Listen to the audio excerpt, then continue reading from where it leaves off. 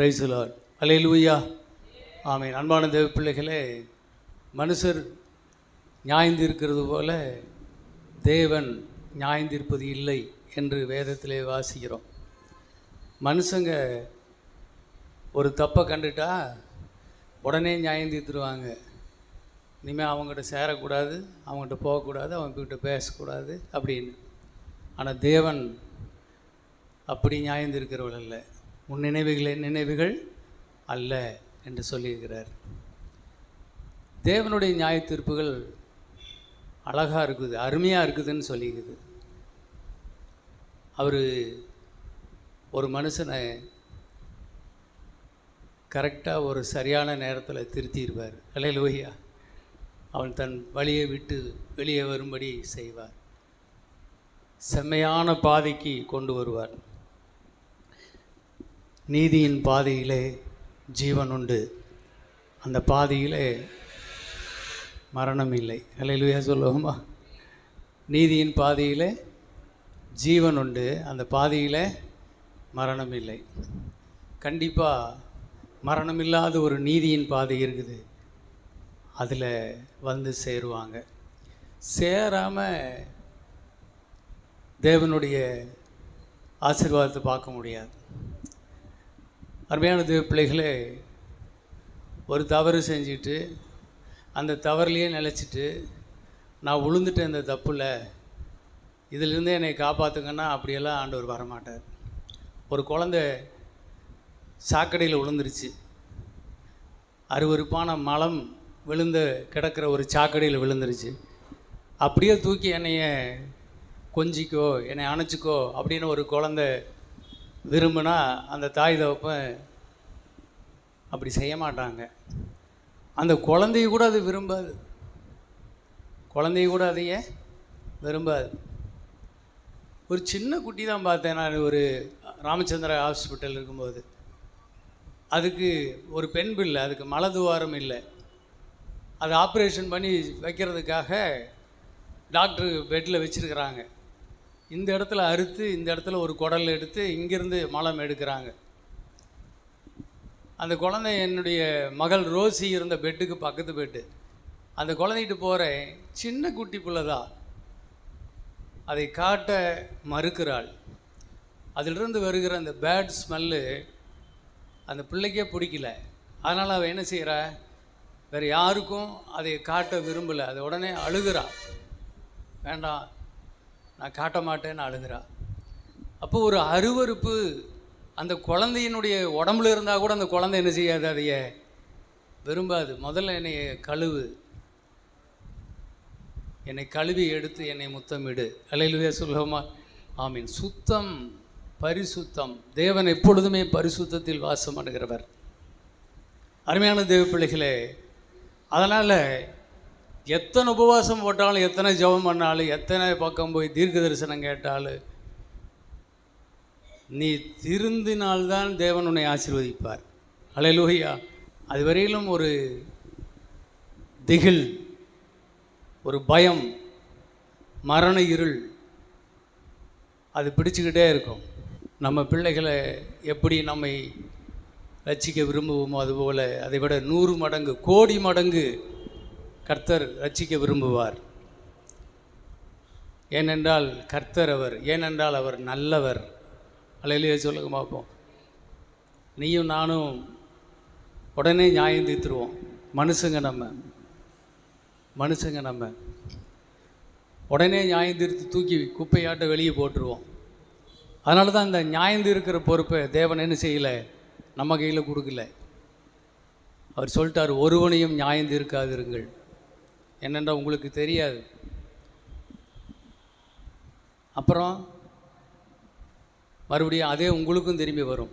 நீங்கள் எப்படி நியாயம் தீர்க்கிறோ அப்படியே உங்களுக்கும் தீர்க்கப்படும் அப்படின்னு. ஒரு நாளைக்கு நீங்கள் தவறு செய்யும்போது, அதில் அகப்படும் போது, நீ யாருக்கு எப்படி நியாய தீர்ப்பு செஞ்சு அவங்கள தூக்கி எறிஞ்சியோ அதே மாதிரி நீயும் தூக்கி எறியப்படுவாய். அதனால தான் நியாயத்திற்கும் அதிகாரம் முழுவதையும் அவர் ஒருவருக்கு மட்டும் கொடுத்து விட்டார், பிதாவாகிய தேவன். அல்லேலூயா. இயேசுக்கு மட்டும்தான் அது இருக்குது. ஏன் தெரியுமா? அவர் தான் கிருபை உள்ள தேவன். அல்லேலூயா. கிருபையை அலட்சியம் பண்ணிக்கிட்டு இருந்தால் அது ஆபத்து. கிருபை எதுக்கு தெரியுமா? நீ மனம் திரும்புவதற்கான ஒரு பொறுமை. அலையிலேயே சொல்லுவோமா, பொறுமை, அவ்வளவுதான். எல்லா விதத்திலும் கடவுள் உன்னைக்கு பணம் தருவார், சுகம் தருவார், பலன் தருவார். உன் காரியங்கள் எல்லாவற்றையும் அப்படி இன்பமாய் வாய்க்க பண்ணுற மாதிரி இருக்கும். கர்த்தர் உன்னை மனம் திரும்புவதற்காக அவர் பொறுமையோடு காத்திருக்கிறார். அல்லேலூயா. கிருபையினாலே பொறுமையோடு காத்திருக்கிறார். கிருபையை அலட்சியம் பண்ணினா, எபிரேயர் புஸ்தகத்தில் சொல்லப்பட்டிருக்கிறது, அந்த கிருபையை தன்னை பரிசுத்தம் பண்ணின இரத்தத்தை காலின் கீழ் போட்டு மிதிச்சிட்டு போகிறவன் மோசேயின் ஆகமத்தில் 2 சாட்சிகளை நியாயந்தீர்க்கப்படுகிறான். இந்த கிருபையின் இரத்தத்தை மிதித்து போகிறவன், கிருபையை அற்பமாக எண்ணி போகிறவன் அதிகமான நியாயத்தீர்ப்புக்கு ஏதுவாக இருப்பான். கிருபை இருக்கும்போதே தப்பிச்சுக்கணும். அல்லேலூயா சொல்லுவோமா. தேவன் நியாயத்தீர்ப்புக்கு ஒப்பு கொடுத்துட்டாருன்னா தப்ப முடியாது. சிலருடைய நியாயத்தீர்ப்புகள் முந்தி கொள்ளும். நியாயத்தீர்ப்பு வரும் ஒரு நாள் வச்சுருப்பார். சிலர் அட்வான்ஸாகவே பண்ணி விட்ருவார் சில வேலையில். இது என்ன கர்த்தர் நல்லவர், நீங்கள் இப்போ பயங்கரமானவராக சொல்கிறீங்களே. சரி, இன்றைக்கி செய்திக்குள்ளே போகிறேன், கவனிங்க. அன்பான தேவ பிள்ளைகளே, ஸ்தோத்திரம். நான் கர்த்தர் நல்லவர் என்கின்ற ஒரு செய்தியை உங்களுக்கு நான் கொடுத்து கொண்டு இருக்கிறேன். கர்த்தர் நல்லவர் தானா அப்படின்னு கேட்டிங்கன்னா நல்லவர் தான். அல்லேலூயா சொல்லுவோமா. ஆமாம், அவர் பராக்கிரமசாலி, பயங்கரமானவர். பயப்படுகிற பயங்களுக்கெல்லாம் பயங்கரமானவர் அவர். ஆனாலும் அவர் நல்லவர். அல்லேலூயா சொல்லுவோமா. யோபுக்கு அதுதான் விளக்குனார். லிவியாதெனும் அந்த பாம்பை நீ பார்த்தியா? அப்புறம் வெதலோன் என்று சொல்லி ஒரு மிருகம், அதை நீ பார்த்தியா? அதுக்கு எங்கே ஜீவன் இருக்குது தெரியுமா? அதை யாருமே கொல்ல முடியாது, அதை எழுப்ப முடியாது. ஒரு ஈட்டி எடுத்து அதை குத்துனா கூட ஈட்டி முனை ஈட்டியே உடஞ்சிரும். அது கூர்மையான கற்பாறைகள் மேலே கூட நடந்து ஓடியே போயிடும். அது தூங்குகிறதை எழுப்புகிறவன் யாருமே கிடையாது, எழுப்ப முடியாது. அதையே அது வாயிலிருந்து அது வாயை பொளந்து அகான்னு அது காற்றை விட்டுச்சுன்னா அது நெருப்பு வெளியில் வரும். அப்படிப்பட்ட பயங்கரமான ஒரு மிருகம். அது எதுக்கு படைச்சது தெரியுமா? பயங்களுக்கெல்லாம் பயமாக இருக்கும்படிக்கு, பயத்துக்கெல்லாம் ராஜாவாக இருக்கும்படி நான் அதை படைத்தேன் அப்படின்னு சொல்கிறார். அப்படியானா தேவன் எவ்வளவு பயங்கரமானவராக இருப்பார். அல்லேலூயா சொல்லுவோமா. ஆமாம். ஆனாலும் நான் நல்லவர் யோபு, நான் நல்லவர், நான் பயங்கரமானவர் என்பதை கொண்டு அவர் எனக்கு தீமையானவர் அப்படின்னு முடிவு பண்ணிடாத. நான் பயங்கரமானவர் தான், ஆனால் உனக்கு நான் மிகவும் நல்லவர், உண்மையும் உத்தமமும் மாணவன், பொல்லாப்புக்கு விலகுகிறவன், தேவனுக்கு பயந்து நடக்கிற உனக்கு நான் மிகவும் நல்லவர். ஆனால் நீயோ எப்பொழுது பார்த்தாலும் தேவன் எனக்கு நன்மையும் செய்வார், தீமையும் செய்வார், அவர் எனக்கு எல்லாவற்றையும் கொடுப்பார், அவரே எல்லாவற்றையும் அழித்தும் விடுவார். இதுதான் உன்னுடைய நம்பிக்கை. இந்த நம்பிக்கை இருக்கிறதுனால என்னை குறித்து நல்லவர் என்கின்ற, நல்ல அப்பா என்று சொல்லும்போது, நல்ல அம்மா என்று சொல்லும்போது பிள்ளைகள் ஓடி வந்து தாவி கட்டிக்கும். ஆனால் அதே அவர் பயங்கரமானவர்னால் யாரும் வரமாட்டாங்க. ஒரு போலீஸ்காரர் ஒரு அப்பா இருக்கிறாரு. ஸ்டேஷனுக்கு போனால் எல்லோரும் பயப்படுவாங்க. வீட்டுக்கு வந்தால் அதே கோபத்தில், அதே ட்ரெஸ்ஸில், அதே அதிகாரத்தில் பேசிகிட்டு இருந்தால் வீடு வீடு வீடு வீடாக இருக்குமா சொல்லுங்கள்? சோத்ரம். நம்ம அப்பாவும் அப்படி தான். அவருக்கு பயந்தவர்களுக்கு அவர் நல்லவராகவே இருக்கிறார், அவருடைய பிள்ளைகளுக்கு அவர் நல்லவராகவே இருக்கிறார். இல்லையிலே சொல்லுவோமா. அவருக்கு மட்டும் இல்லை, எல்லாருக்குமே அவர் நல்லவர். அப்படியானா ஏன் தீமைகள் வருது? அது இப்போ நான் சொல்கிறேன், கொஞ்சம் கவனிங்க. அன்பான தேவ பிள்ளைகளை, முதல்ல அவர் நன்மையும் செய்வார், தீமையும் செய்வார். அவர் ஜீவனையும் தருவார், மரணத்தையும் தருவார். அவர் ஆசீர்வாதத்தையும் தருவார், அவர் தரித்திரத்தையும் தருவார். இந்த மாதிரி எண்ணங்கள் நமக்கு வரக்கூடாது. இன்னும் கூட பாருங்கள், அவர் அடித்து காயம் பண்ணுவார், அவரே காயத்தை கட்டுவார். அவரே லாபத்தை கொடுப்பார், அவரே நஷ்டப்படுத்தி விடுவார். அவரே சுகத்தையும் கொடுப்பார், அவரே வியாதியும் கொடுத்து விடுவார். அவரே செழிப்பையும் கொடுப்பார், அவரே மகா வறட்சியை தந்து விடுவார். அவரே சந்தோஷமும் மகிழ்ச்சியும் இருக்கும்படி செய்வார். அப்புறம் அவரே துன்பம் துயரம் கண்ணீர் வடிக்கும்படி வருத்தம் செய்து விடுவார். அவரே நிறைவான பரிபூரணத்தை, திருப்தியான பரிபூரணத்தை கொடுப்பார். அவரே குறைவு பற்றாக்குறை இல்லை என்கிற நிலைமையை தந்து விடுவார். அவரே நல்லதும் செய்கிறார், அவரே கெட்டதும் செய்கிறார். இது ஒரு பொல்லாத எண்ணம். இன்றைக்கி உலகம் முழுவதும் கிறிஸ்தவர்கள் மட்டுமில்லை, இந்துக்கள், முஸ்லீம்கள், எல்லாரிடத்துலையுமே உலகத்தில் தாயின் வயிற்றிலிருந்து பிறந்து விட்ட ஒவ்வொரு மனுஷனும் இப்படி தேவனிடத்தில் 2 விதமான காரியங்களும் உண்டு என்று சொல்லி மனப்பூர்வமாக நம்பிக்கொண்டு தான் வாழ்ந்து கொண்டிருக்கிறார்கள். ஆகவே தேவனை குறித்த அறிவும் ஞானமும் உள்ள மனக்கண்கள் நமக்கு திறக்கப்பட வேண்டியது அவசியமாக இருக்கிறது. இதை பற்றி தான் நாம் இந்த வாரங்களிலே கடந்த நாட்டிலிருந்து நாம் பார்த்து கொண்டு வந்தோம். நான் சுகத்தை பற்றி போன வாரத்திலிருந்து நான் சொன்னேன். சுகம் நானே உன் பரிகாரியாகிய கர்த்தர் அப்படின்னு சொன்னார். சுகம் தேவனிடத்திலிருந்து வருகிறது. அவன் சொன்னான், வியாதி கர்த்தர் கையிலிருந்து வந்துச்சுன்னா இல்லை, வியாதி சாத்தான் கையிலிருந்து தான் வந்துச்சு. 100க்கு 100 சாத்தான் தான் போட்டான். அல்லையிலே சொல்லாமா? ஆமாம். அந்த யோபில் வாசிக்கிறோம், சாத்தான் புறப்பட்டு போய் யோபுனுடைய உச்சந்தலை முதல் உள்ளங்கால் வரையிலும் அவனை கொடிய வாதியினாலே வாதித்தான். கொடிய பருக்கள் அவன் மேல் வந்துச்சு. அவன் சாம்பலில் உட்கார்ந்து என்ன செய்தான்? சுரண்டி கொண்டு எரிச்சல் தாங்க முடியாமல் உட்கார்ந்துருந்தான். அன்பான தேவ பிள்ளைகளே, இப்படி வியாதியை கொடுத்தது சாத்தான், ஆசீர்வாதத்தை கொடுத்தது கர்த்தர். கடைசி நாளிலே கூட யோபுனுடைய சிறையிருப்பிலிருந்து யோபுவை விடுவித்தது கர்த்தர். அதே போல் அவனுடைய முன்னிலைமையை பார்க்கிலும் இரட்டிப்பான ஆசீர்வாதங்களை கொடுத்து யோபுவை பரிபூர்ண சுகப்படுத்தி விட்டதும் கர்த்தர் தான். ஆனால் வியாதியை கொடுத்தது, தீமையை கொடுத்தது, யோபுனுடைய செல்வங்களை, ஆடு மாடுகளை, அவனுடைய பிள்ளைகளை, வீடு எல்லாவற்றையும் அழித்தது சாத்தான். இது நமக்கு நல்ல மனசில் ஆழமாய் பதிய வேண்டும் தேவ பிள்ளைகளே, நல்ல பதியணும். அப்போது சுகம் என்று அந்த காரியத்தில் நாம் பார்க்கும்போது நாம் சுகத்தை பெற்றுக்கொள்வதற்கு என்ன செய்யலாம்? உலகத்தில் வியாதியஸ்தர்களுக்கு வைத்தியன் தேவை என்று தேவன் வைத்தியக்காரர்களை தேவன் நமக்கு வைத்திருக்கிறார். டாக்டர்கள் இருக்காங்க. டாக்டர்கிட்ட போய் நம்ம சுகத்தை நாம் பெற்றுக்கொள்ளலாம். நிறைய செலவாகும், அவ்வளோதான், வீடை காலியாக போயிடறானா இல்லைங்களா? ஒரு வியாதி வந்துச்சுன்னா அவ்வளோதான். என்ன செய்கிறா? எப்பேற்பட்ட கோடீஸ்வரனும் பிச்சைக்காரனாக போயிடுவான். அந்த மாதிரி இன்றைக்கி மருத்துவத்துறை இருக்கிறது. வியாதியஸ்தனுக்கு வைத்தியம் தேவைதான். ஆனால் இன்றைக்கி அப்படி போய் கூட நீ மருத்துவத்தை மருந்து எடுத்து சுகம் பெற்றுக்கோ, ஒன்றும் பிரச்சனை இல்லை. அது தேவனுக்கு கோபத்தை உண்டு பண்ணும் சம்பவமெல்லாம் கிடையாது. ஆனால் ஆண்டவர் இங்கே சொல்கிறார், ஆவிக்குரிய ரீதியிலே தேவன் சுகம் தர விரும்புகிறார். அது தெய்வீக சுகம், அது இலவசமான சுகம்.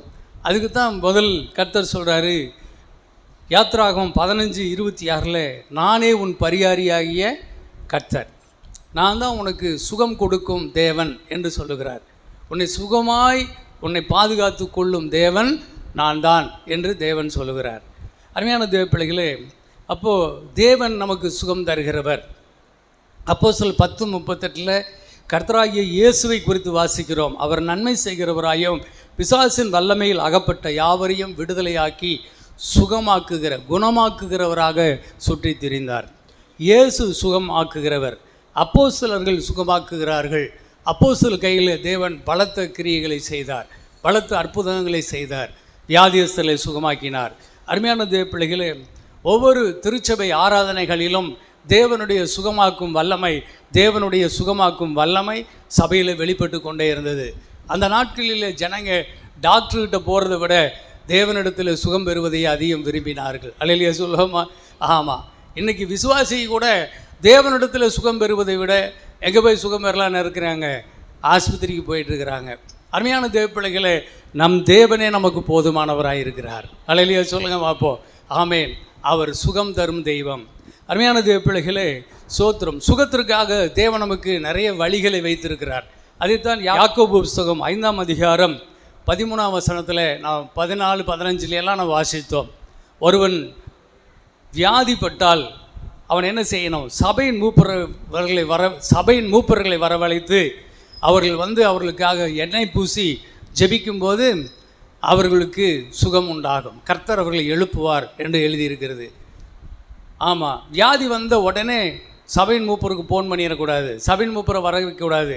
அதுக்கு முதல் வசனம் 13ஆம் வசனத்தில் வாசிக்கிறோம், ஒருவன் துன்பப்பட்டால் முதல்ல அவன் ஜெபம் பண்ண கடவன், கர்த்தர் உன் ஜெபத்தையே கேட்பார்.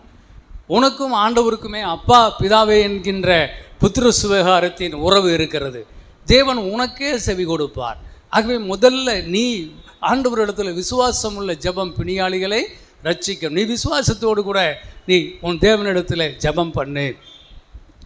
ஒருவேளை நீ சுகமடையவில்லை என்றால், உன் விசுவாசம் உனக்கு போதலைன்னு சொன்னால் சபையின் மூப்பரை வரவழை. அவர்கள் உனக்கு எண்ணெய் பூசி ஜெபிக்கட்டும். எண்ணெய் பூசி ஜெபிப்பது என்னன்னா, ஐயா எதையுமே நான் பார்க்க முடியலன்னா எனக்கு விசுவாசமே வரமாட்டேங்குது அப்படின்னு நீ சொன்னீங்கன்னா, உனக்கு காண்கிற மாதிரி என்ன செய்கிறாரு? ஒரு எண்ணெயை தருகிறார். நீ காண்கிற மாதிரி ஒரு ஊழியர், விசுவாசமுள்ள ஒரு தேவ மனுஷன் அந்த எண்ணெயை வைத்து உனக்காக பூசி ஜெபிக்கிறார். அப்போது விசுவாசம் உனக்குள்ளே தூண்டப்படும். அல்லேலூயா சொல்லுவோமா? உனக்கு ஒரு சப்போர்ட்டிங் விசுவாசத்திற்காக இந்த முறையை தேவன் தம்முடைய பிள்ளைகளுக்காக வைத்திருக்கிறார். ஆகவே ஸ்தோத்திரம். உன்னுடைய விசுவாசத்தினுடைய பற்றாக்குறை அதனாலே நீங்கும். அதுதான். அப்படியும் சரியாகலையா, என்ன செய்யணும்? ஒருவர் குற்றத்தை ஒருவர் என்ன செய்யுங்க? அறிக்கை செய்யுங்க. ஒருவர் குற்றத்தை ஒருவர் அறிக்கை செய்து ஜெபம் பண்ணுங்க. நீதிமான்கள் செய்யும் ஜெபம் அதிக பலனுள்ளதாக இருக்குது. அல்லையிலே சொல்லுவோமா? நீதிமான்கள் ஆகுங்க. முதல்ல ஒருவேளை உங்களுடைய பாவ குற்றங்கள் உங்களுடைய வாழ்க்கையில் இந்த வியாதிக்கு காரணமாக இருக்கிறதுமானால் உங்களுக்கு சுகம் வருவதற்கு வாய்ப்பு இல்லை. ஆகவே நீங்கள் குற்றங்களை அறிக்கை செய்து நீங்கள் ஜெபம் பண்ணும்போது நீங்கள் நீதிமான்களாகிறீர்கள். இயேசு கிறிஸ்துவின் ரத்தம் சகல பாவங்களையும் நீக்கி கழுவி உங்களை சுத்திகரிக்கிறது. அப்பொழுது நீங்கள் சுத்தமாகும் போது நீங்கள் ஜெபிக்கிறீர்கள். உங்களுடைய ஜெபம் சக்தியுள்ள ஜெபமாக இருக்கிறது. அல்லையிலேயே சொல்லுங்க பார்ப்போம். ஆகவே உங்களுடைய ஜெபங்களுக்கு தேவன் பதில் கொடுக்கிறார். வியாதிகள் சுகமாகி நீங்கள் சுகமடைந்து நீங்கள் ஆரோக்கியமுள்ளவர்களாக மாறிவிடுகிறீர்கள். ஆகவே இப்படி எண்ணெய் பூசி ஜெபிக்கிறதுனால் என்ன செய்யுது? சுகமாகிறது. பாவங்களை அறிக்கை செய்து ஜெபிப்பதினால் என்ன செய்யுது? ஆமாம், வியாதிகள் நம்மை விட்டு விலகிறது. அடுத்து அப்போஸ்தலர் 19:12 வாசிக்கிறோம். அப்போஸ்தலனாகிய பவுலின் கைகளினாலே தேவன் பலத்த கிரியைகளை செய்து கொண்டிருந்தார். அப்பொழுது ஜனங்க அதிகமாக இருந்தாங்க. அப்போது அவர்களுடைய உரிமாலைகளை கலட்டி போட்டாங்க, சால்வைகளை தூக்கி போட்டாங்க, கட்சிப்புகளை தூக்கி போட்டாங்க, கச்சைகளை தூக்கி போட்டார் பவுல். ஆகவே சோத்திரம், உருமாலைகள், கச்சைகள், அப்புறம் கட்சிப்புகள், இப்படி போன்ற பவுலினுடைய கர்த்தருடைய ஊழியக்காரருடைய சரீரத்தில் இருக்கிற வஸ்திரங்களை தூக்கி போடும்போது அவைகளை தொட்ட யாவரும் சுகம் பெற்று கொண்டார்கள். அல்லையிலே சொல்லுவோமா? அப்போ கர்த்தருக்கு ஸ்தோத்திரம். சுகம் தேவனிடத்திலிருந்து என்ன செய்து தேவ ஊழியக்காரர்களிடத்தில் வழிந்து ஓடுகிறது. இதெல்லாம் இயேசு கிறிஸ்துவனிடத்தில் நடந்தது, அப்போஸ்தலரிடத்தில் நடக்கும். இதெல்லாம் எப்படி நடக்கும்? இனி வரக்கூடிய நாட்களே நான் இதை பற்றி நான் இன்னும் விரிவாக தேவனுடைய வசனங்களோடு கூட நான் சொல்லுகிறேன், நீங்கள் கவனிங்க. அப்போ கர்த்தருக்கு ஸ்தோத்திரம். ஆகவே ஒருவருடைய வஸ்திரத்தில் சுகம் இருக்குது அப்படின்னு சொல்லி ஸ்தோத்திரம், இன்னொருத்தர் வஸ்திரத்தை தேடிட்டு இருக்காதீங்க. ஆண்டவர் சொல்றாரு, நீயே அபிஷேகம் பண்ணப்பட்ட பிள்ளை, உன் வஸ்திரத்திலேயே வல்லமே இருக்குது. அல்லையிலே சொல்லுவோமா? ஆமாம், ஸ்தோத்திரம். உன்னை தொட்டால் கூட வியாதியஸ்தர்கள் சுகமடைவார்கள். அவ்விதமாக தேவன் உன்னையும் என்னையும் தேவன் ஆசீர்வதித்திருக்கிறார். மார்க் 5:28 தான் பெரும்பாடு உள்ள ஸ்திரீ, 12 வருடம் பெரும்பாடு உள்ள ஸ்திரீ இயேசுவின் வஸ்திரத்தை தொட்டு சுகம் பெற்றாள். மார்க்கு 5:56 வாசிக்கும்போது அங்கே இயேசு கிறிஸ்துவனிடத்தில் அநேக வியாதியஸ்தர்கள் வந்திருந்தாங்க. அவங்க இயேசுவிடத்தில் ஒரு உத்தரவு கேட்டுக்கொண்டாங்க. அவருடைய வஸ்திரத்தை ஆகிலும் அவர் தொடாட்டி பரவாயில்ல, அவருடைய வஸ்திரத்தை ஆகிலும் நாங்கள் தொட்டுக்கிறோம் அப்படின்னு சொல்லி எங்களுக்கு உத்தரவாக வேண்டும் என்று வேண்டிக் கொண்டார்கள். தொட்ட யாவரும் சுகம் பெற்றார்கள். அல்லையிலே சொல்லுவோமா? ஆகவே சோத்திரம், இயேசு கிறிஸ்துவனுடைய வஸ்திரத்தை தொட்ட யாவரும் சுகம் பெற்றார்கள். அடுத்தது சோத்திரம் 1 கொரிந்தியர் 11ஆம் அதிகாரம் 29-30 அது வேணால் எடுங்க பார்ப்போம். இன்றைக்கி படிக்கிறத படிக்கலாம். பாருங்கள், அதில் சொல்கிறார், எண்ணத்தினால் எனில் கர்த்தருடைய சரீரம் இன்னதென்று அறியாததினாலே ஒருவன் போஜனம் பண்ணினால் அவனுக்கு என்ன வருமா? ஆக்கினை தீர்ப்பு வரும். ஆமாம், இது நிமித்தம் உங்களில் அநேகர் வியாதி உள்ளவர்கள், பலவீனர்களாக இருக்கிறீர்கள், அநேகர் நித்திரையும் அடைந்திருக்கிறீர்கள். என் அப்பத்தை புசித்து என் இரத்தத்தை பானம் பண்ணுகிறவனுக்கு என்ன உண்டு? நித்திய ஜீவன் உண்டு. நான் அவனை கடைசி நாளிலே எழுப்புவேன். அப்போ நம்ம எதுக்கு இங்கே கர்த்தருடைய பந்திக்கு மாத்திரம் ஏகப்பட்ட பேர் எல்லாருமே வந்துடுறோம். அந்த அன்னைக்கு எங்கே இருந்தாலும் கூட கர்த்தருடைய பந்தினா நம்ம ஒடியாந்து சேர்ந்துக்கிறோம். அப்போ கர்த்தருடைய பந்தியில் நமக்கு என்ன கிடைக்குது அப்படின்னு பார்க்கும்போது, கர்த்தருடைய பந்தியில் நமக்கு பரலோகம் கிடைக்குது. கர்த்தருடைய பந்தியில் நமக்கு பரலோகம் கிடைக்குது. பரிசுத்த ராஜ்யத்தை நாம் அடைவதற்காக, பரலோகம் போகிறதுக்காக நான் பந்தி எடுக்க வர்றேன்யா அப்படின்னு நம்ம அநேக பேர் நம்ம நினச்சிட்ருக்குறோம். அது ஒன்றும் தப்பு இல்லை. ஆனால் உண்மையாகவே இதில் இன்னொரு முக்கியமான விஷயம் என்ன இருக்குது? அது ஒரு புதிய உடன்படிக்கையின் ரத்தம். அதில் இன்னும் ஒரு முக்கியமான விஷயம் என்ன இருக்குது என்று சொன்னால், நாம் எல்லாருமே பரிபூர்ண சுகமடைவதற்காகவே இந்த இயேசு கிறிஸ்துவனுடைய போஜனம், திருவிருந்து ஆராதனை நமக்கு கொடுக்கப்பட்டிருக்குது. அவருடைய ரத்தம் நம்முடைய பாவங்களை கழுவுது. அவருடைய சரீரம் நமக்கு பலனை கொடுக்குது. அதற்காக தான் அவருடைய பிற்கப்பட்ட சரீரம்.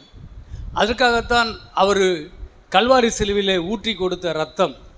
இவைகளை நாம் புசிக்கும்போது நாம் தெய்வீக சுகம் அடைகிறோம். தேவ பிள்ளைகளை, சுகம் அடைகிறோம். இதற்காகத்தான் தேவன் அதை நமக்கு கல்வாரி சிலுவையில் அதை நமக்கு கொடுத்தார். சிலுவை நமக்கு ஜீவனை கொடுப்பதற்காக, மரிக்குவதற்காக இல்லை. மரித்து கொண்டிருக்கிறவன் கூட ஜீவனை பெற்றுக்கொள்ள வேண்டும். அல்லேலூயா சொல்லுவோமா? அதுக்காகத்தான் சிலுவை நமக்காக இருக்கிறது. அதை நோக்கி பார்க்கிறோம். திருவிருந்தில் என்ன செய்கிறோம்? கல்வாரி சிலுவையை நோக்கி பார்க்கிறோம். தலையிலே அவருடைய முள்முடி, கைகளிலே ஆணிகள், அவருடைய கால்களிலே ஆணிகள், சரீரமெல்லாம் வாரினால் அடிக்கப்பட்ட காயங்களை நாம் தியானம் செய்கிறோம். அன்பான தேவ பிள்ளைகளே, இவ்விதமாக நாம் அதை பார்க்கிறோம். இன்னும் கூட உள்ள ஆழமாக பார்க்கிறோம். என்ன பார்க்கிறோம்? அவருடைய ஏசாயா 53:5 வாசிக்கிறோம். அவர் நம்முடைய அக்கிரமங்கள் நிமித்தம் அவர் அடிக்கப்பட்டார், நம்முடைய மீறுதல் நிமித்தம் நொறுக்கப்பட்டார், நமக்கு சமாதானத்தை கொண்டு போனோம், ஆக்கினை அவர் மேல் வந்தது, அவருடைய தழும்புகளால் நாம் குணமாகிறோம் என்று எழுதியிருக்கிறது. அப்போது நாம் செய்த அக்கிரமங்கள், நாம் செய்த மீறுதல்கள் நிமித்தம்தான் அவருக்கு அவ்வளவு பெரிய அடிகள், அவ்வளோ பெரிய காயங்கள் அவர் மேல் உண்டானது. இரும்பு கொக்கியில் வச்ச 6 வாறுகள் உள்ள ஒரு சவுக்கு, அதை வச்சு இயேசுவின் முதுகில் அடித்து இழுத்தாங்க. இழுக்கும்போது அது அப்படியே சதையை பிச்சுக்கிட்டு வரும். அப்படியே மேலே செவுத்தில் எல்லாம் அந்த கறி போய் ஒட்டிக்கும். அருமையான தேவ பிள்ளைகள், அந்த மாதிரி இயேசுவை அடித்தாங்க. அந்த பலம் கூட குறையாமல் இருக்கணும்னு 2 பலசாலிகள் அடிப்பாங்க. ஒருத்தன் 20 அடி, இன்னொருத்தன் 20 அடி, அப்படி 40 அடி. ஆனால் இயேசுவுக்கு 1 அடி கம்மி, 39 அடிகள் அடித்தாங்க. ஆனால் அந்த 39 அடிகளில் அவருடைய சதை பீத்து எடுக்கப்பட்டுச்சு. கறி துண்டுகள் அப்படியே உடம்புல இருக்கிற கறி துண்டுகள் போய் அப்படியே செவுத்தில் ஒட்டுச்சு. அப்படியே உடம்பெல்லாம் அப்படியே பள்ளம் குழியுமாக ஆச்சு. அந்த மாதிரி அவர் அடித்து பிக்கப்பட்டார். நம்ம என்ன செய்கிறோம்? திருவிருந்தில் நாம் வரும்போது அது என்னுடைய சுகத்துக்காக தேவன் தன் சரீரத்தை பிக்க கொடுத்தார். அல்லேலூயா சொல்லுவோமா? உன் சரீரத்தில் ஒட்டி இருக்கிற நோய் பிச்சு எடுக்கப்பட வேண்டும். அல்லேலூயா சொல்லுவோமா? ஆகவே அப்படியானால் அந்த செவுத்தில் ஒட்டி இருக்கிற அந்த சதை எடுத்து நீ சாப்பிடணும். அல்லேலூயா சொல்லுவோமா?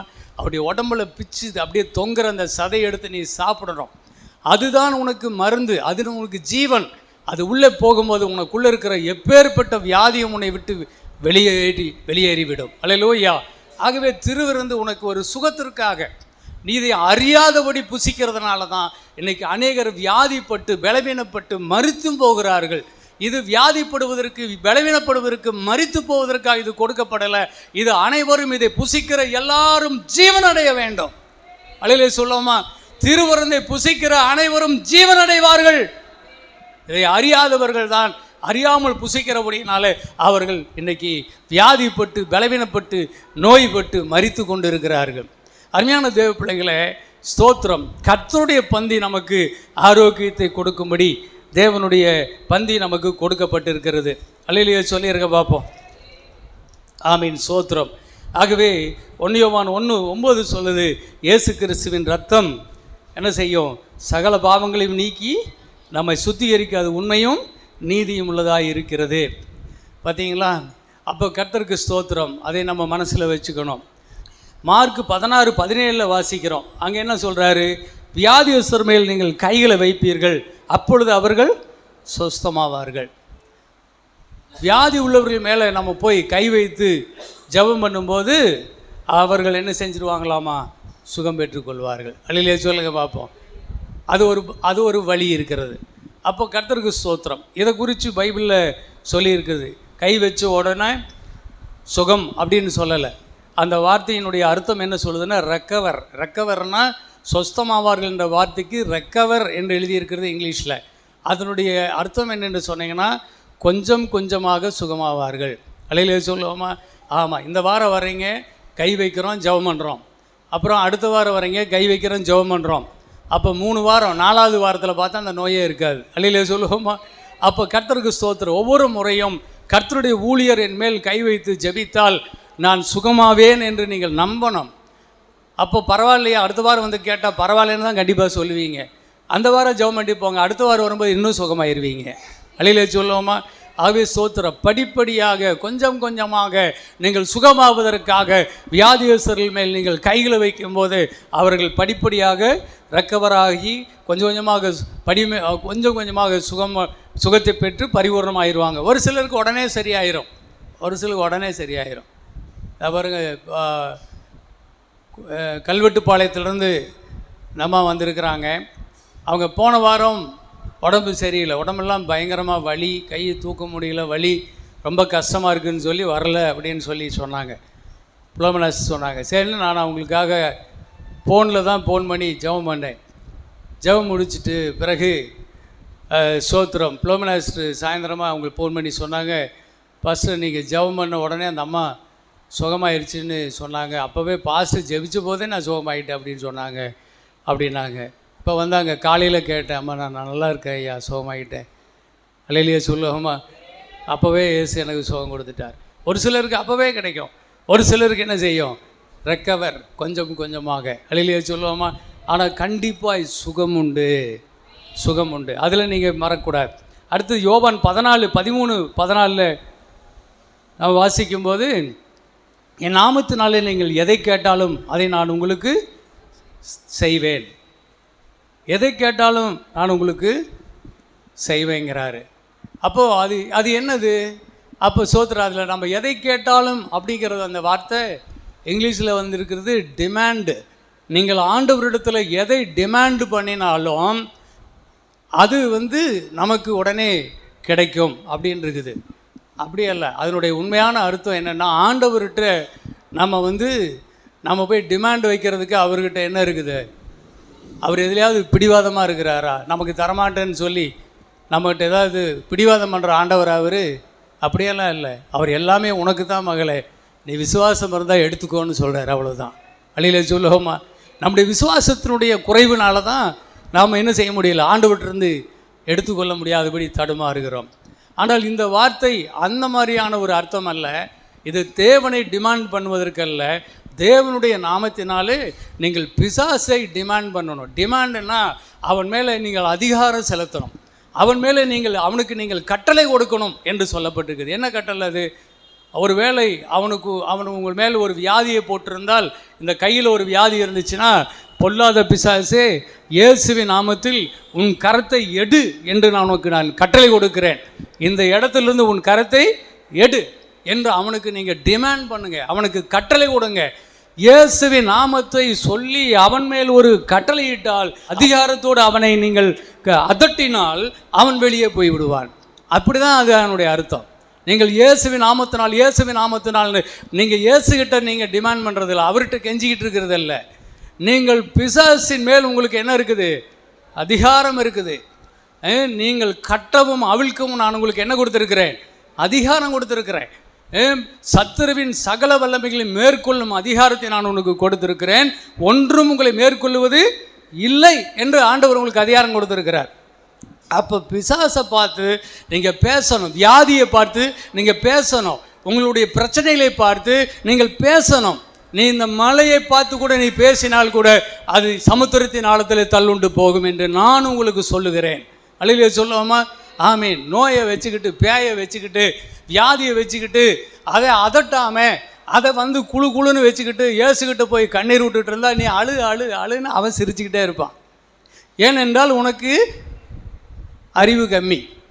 தேவன் உங்களுக்கு கொடுத்துருக்கிற அதிகாரத்தை பற்றி உங்களுக்கு அறிவில்லை, அது மனக்கண் உங்களுக்கு திறக்கப்படலை. அதனால் என்ன செய்கிறேன்? அங்கே போய் கெஞ்சிக்கிட்டு இருக்கிறீங்க. ஆனால் திரும்பி ஒரு அதட்ட நான் ஓடி போயிடுவான். பிசாசுக்கு எதிர்த்து நில்லுங்கள், அவன் உங்களை விட்டு ஓடி போயிடுவான். இல்லைங்களா? தேவனுக்கு கீழ்ப்படியணும், பிசாசுக்கு எதிர்த்து நிற்கணும். அல்லேலூயா சொல்லுங்க. நீங்கள் தேவனுக்கு கீழ்ப்படிந்து தேவனுடைய பிள்ளையாக இருக்கணும், அதே சமயத்தில் பிசாசுக்கு எதிர்த்து நிற்கணும். அல்லேலூயா சொல்லுங்க பார்ப்போம். ஆமீன், சோத்திரம். ஆகவே அதை நீங்கள் நன்றாக கற்றுக்கொள்ள வேண்டும் தேவ பிள்ளைகளே.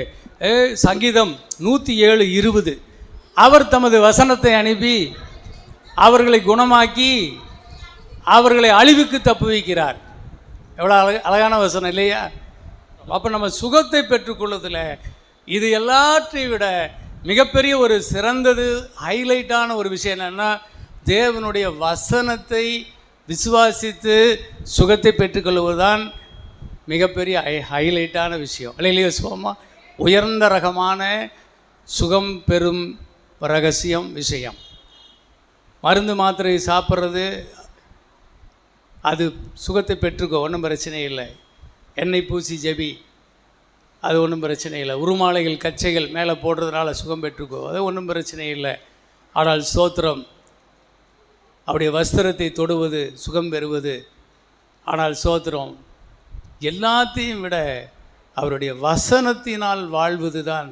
தேவனுடைய வசனத்தில் வாழ்கிற வாழ்க்கை இருக்குல்ல, பாதுகாப்பின் வசனங்கள், அவருடைய வேலி அடைக்கப்பட்டு வாழ்கிற விசுவாச வாழ்க்கை. வசனத்தை நீ வைத்து நாவில வைத்து அதை உன்னை வசனத்தால் மூடி, அந்த வாக்கு தத்துவத்தால் நீ மூடி வரும்போது, அந்த வசனம் உனக்குள் இருந்தால் பிசாசு உங்ககிட்டே வரமாட்டான். அல்லேலூயா சொல்லுமா?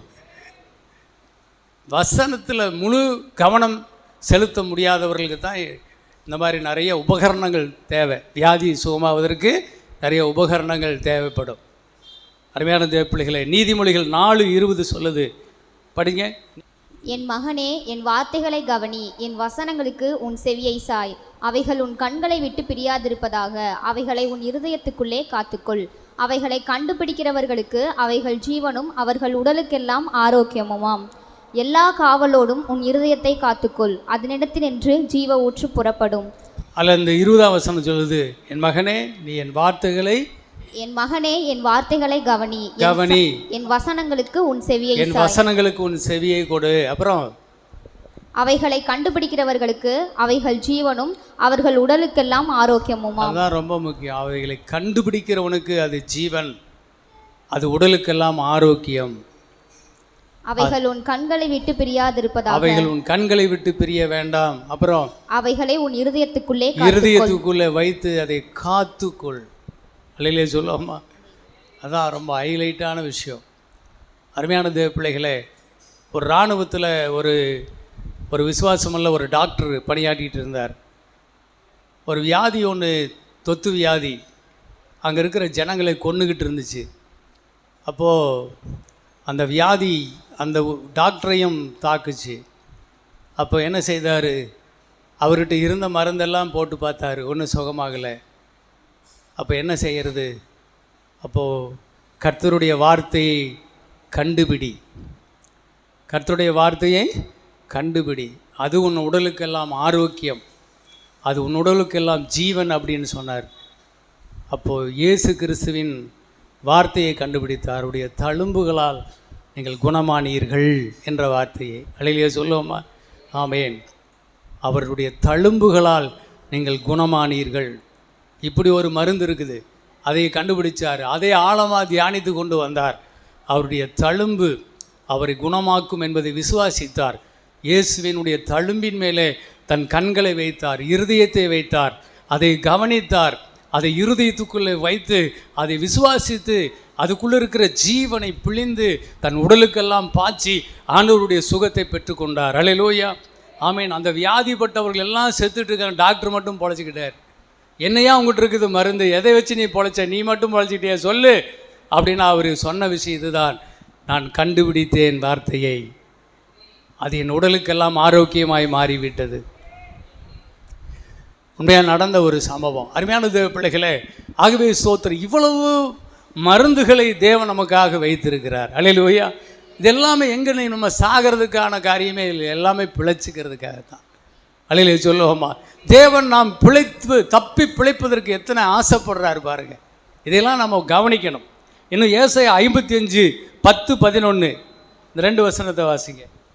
மாரியும் உறைந்த மழையும் வானத்திலிருந்து இறங்கி அவ்விடத்துக்கு திரும்பாமல் பூமியை நனைத்து அதில் முளை கிளம்பி விளையும்படி செய்து விதைக்கிறவனுக்கு விதையையும் புசிக்கிறவனுக்கு ஆகாரத்தையும் கொடுக்கிறது எப்படியோ அப்படியே என் வாயிலிருந்து புறப்படும் வசனமும் இருக்கும். அது வெறுமையாய் என்னிடத்திற்கு திரும்பாமல் அது நான் விரும்புகிறதை செய்து நான் அதை அனுப்பின காரியமாகும்படி வாய்க்கும். கவனிச்சிங்களா? ஆண்டவர் சொல்வார், என் வசனம் எப்படிப்பட்டதாக இருக்கும். இந்த மாரியும் உறைந்த பனியும் பூமியில் இறங்குது. அது எப்படி, அது வந்த காரியம் நிறைவேறித்தான் அது மேலே போகுது, ஆவியாகி மேலே போகுது. அதே போல் தான் பூமியை அது நனைத்து அங்கே இருக்கிற விதையை அது வளரச் செய்து அது முளை கிளம்பி அது பலனை கொடுக்கும்படி செய்யுது. அதுக்கு பிறகு தான் அது மேலே போகும். அதுபோல தான் கர்த்தருடைய வார்த்தை பூமியில் உனக்குள் வரும்போது, உன் காதுக்குள் வரும்போது அதை பிடிச்சு உன் வாயிலையும் உன் இருதயத்துக்குள்ளேயும் போட்டு அதை அப்படியே நீ பாதுகாத்து கொள்ளும்போது அந்த வார்த்தை உனக்குள்ளே, அதுக்குள்ளே இருக்கிற ஜீவன் உனக்குள்ளே கிரியை செய்ய தொடங்கி உன்னை சுகமாக்கி விட்டு தான் அது வெளியே வரும். அல்லையிலே சொல்லுவோமா, உன்னை சுகமாக்கி விட்டு தான் அது வெளியே வரும். ஆகவே அதுபோல தான் என் வார்த்தை இருக்கிறது. வார்த்தை உன்னை சுகமாக்கும் வரையிலும் உன்னை விட்டு விலகாது. ஆண்டவர் சொல்றாரு, நான் உன்னை விட்டு விலகுவதும் இல்லை, உன்னை கைவிடுவதும் இல்லை அப்படின்னாரு. அப்போ நான் என்ன அர்த்தம்? அங்கே வார்த்தை, தேவனுடைய வார்த்தை, நீ அது கண்டுபிடிச்சிட்டீன்னா, அந்த வார்த்தைக்குள்ள ஜீவன் இருக்குன்னு தெரிஞ்சுக்கிட்டீங்கன்னா, அந்த ஜீவன் உனக்காகத்தான் என்பதை புரிஞ்சுக்கிட்டீங்கன்னா, அது உன்னை சுகமாக்கி உன்னை விடுவித்து உனக்கு ஜீவன் தந்து விட்டு தான் உன்னை விட்டு அது வெளியே வரும். அல்லேலூயா சொல்லுவோமா. அதுபோல தான் என் வார்த்தை இருக்கும் என்று கர்த்தர் உறுதியாய் சொல்லுகிறார். என்ன அழகான ஆண்டவர் பாருங்க. கர்த்தர் நல்லவரா கெட்டவரா? கர்த்தர் நல்லவரா கெட்டவருங்களா? எவ்வளவு நல்லவர் பாருங்க. இன்னைக்கு இதையெல்லாம் விசுவாசிகள் விட்டுட்டு 100% எதை தான் தேடுதுங்க? ஆஸ்பத்திரியை தான் தேடிட்டு இருக்குது.